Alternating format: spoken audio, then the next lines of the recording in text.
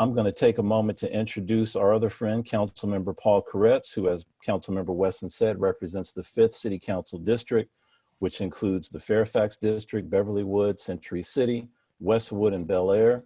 A frequent speaker on the issue of smart land use policy and a participant in our successful SB 50 town hall last year, where he talked about the experiences of other cities with increased density and affordable housing. And I especially appreciate his phrase that he coined, housing hydra, to describe this ridiculous array of bills that we're dealing with now.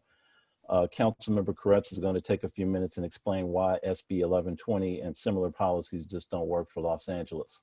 Councilmember Koretz, the floor is yours, sir.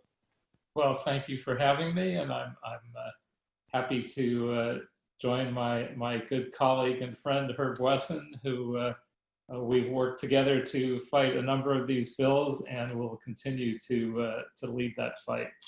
Now, I'm a little more mellow than Herb, so this won't come across as a rant, but I'm just as upset about all these efforts. You all remember SB 50, which was a very divisive gentrification and luxury housing bill by Senator Scott Wiener, who believes single-family housing is immoral, tree-lined streets are immoral, front and backyards are immoral, and he wants his vision to be the state's vision of how we do planning. SB 50 would have banned single-family zoning, allowed 10-unit luxury apartments on any block, and allowed luxury apartments 5 or 6 stories high in completely single-family neighborhoods. It's based on trickle-down economics, as was mentioned. If you build enough luxury housing, somehow that will make all housing unaffordable. The actual experience is the opposite. When you build luxury housing, the other housing surrounding it tends to go up in cost rather than the other way around. And Senator Wiener, of course, was also the author of the 4 a.m. bar bill, which we don't think does any good in terms of public safety, allowing alcohol sales until 4 a.m. Now, Sacramento is trying to revive SB 50, but they're doing it with 9 bad bills. And so, in addition to the fact, as Herb mentioned, we're greatly distracted by other more pressing issues like COVID, like dealing with equity and the aftermath of George Floyd's terrible death, and the fact that we're in a recession, depression, and we have such high unemployment, and yet we have to deal with 9 very wonky, complex planning bills. And the hope, and they were successful last year in passing SB 330. We focused on SB 50, and that one squeaked through and did some damage. Now there's 9 of them. We believe that SB 1120 is the worst, but we have to focus on all 9, which together do as much damage as SB 50 and more. Some of these bills cut the legislature's commitment to affordable housing, favoring luxury units. Others ban single-family zoning or target Black and brown neighborhoods with gentrification. The worst bill, 1120, is wonky and confusing and is open to different interpretations.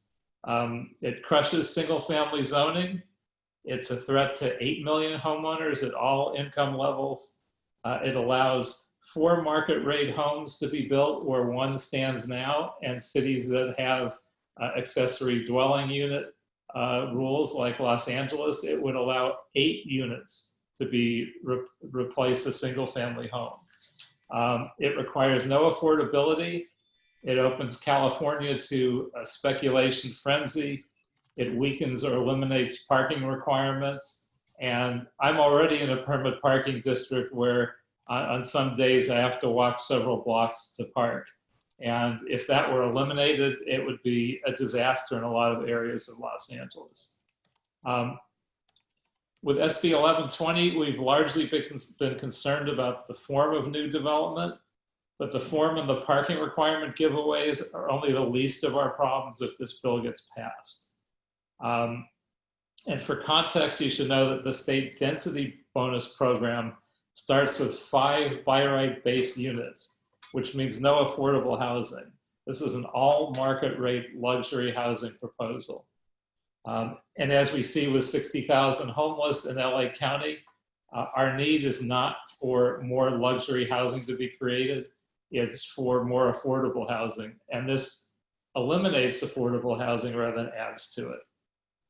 But one of the things this bill does is it attacks the fundamental parts of city planning as we fight to preserve control of the development tools given to local government back in 1893 to fight the forces of greed. In the evolution of the subdivision process, we learned that an unregulated market produces substandard lots with inadequate improvements in infrastructure. And there are plenty of those in Los Angeles, but they were generally held over from the beginning of the last century, and many approved by other cities like Venice, which then became part of Los Angeles. So the state learned hard lessons about unregulated markets and it approved the MAP Act in March 9th of 1893 and has strengthened it numerous times since. And it's now a subdivision map act, which vests in cities the power to regulate and control the design and improvement of subdivisions. And it's been an unqualified success, so much so that the average homeowner doesn't have to think about the local process and the findings that have to be made by a planner to approve a map. However, this is a process that regulates the basic protections that we take for granted.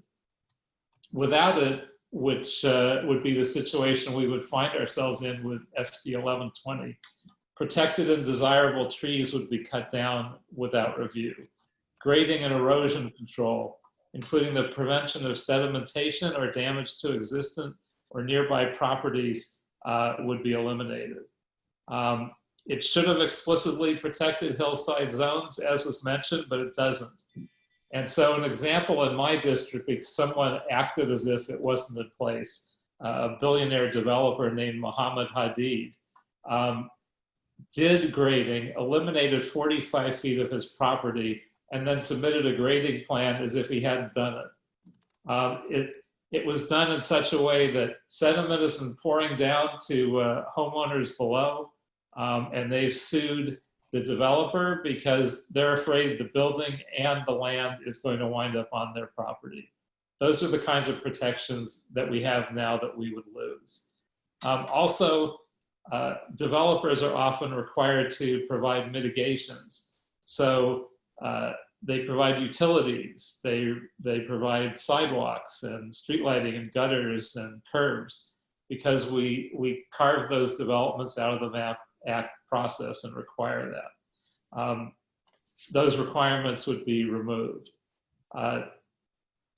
So to undo a process as SB 1120 would, which has protected public health and safety and welfare without providing the opportunity and necessary funding for cities to conduct adequate environmental analysis, amend their general plans and zoning, is incredibly irresponsible. And it shows a lack of understanding or a lack of concern for the development process as it's been created since 1893. It's not just about inadequate parking standards, which would be one of the very problematic areas of this.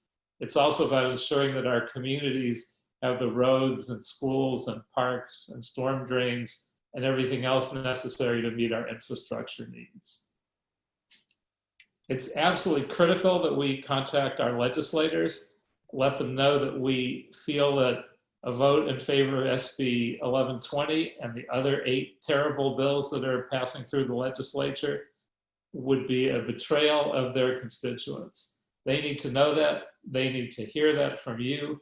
They need to hear that from your friends and neighbors and relatives.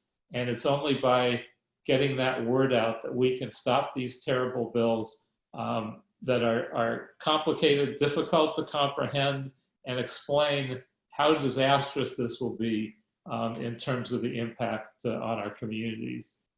But trust me, it will, and that's why I've placed so much focus the last few years on trying to defeat them. Councilmember Koretz, thanks so much.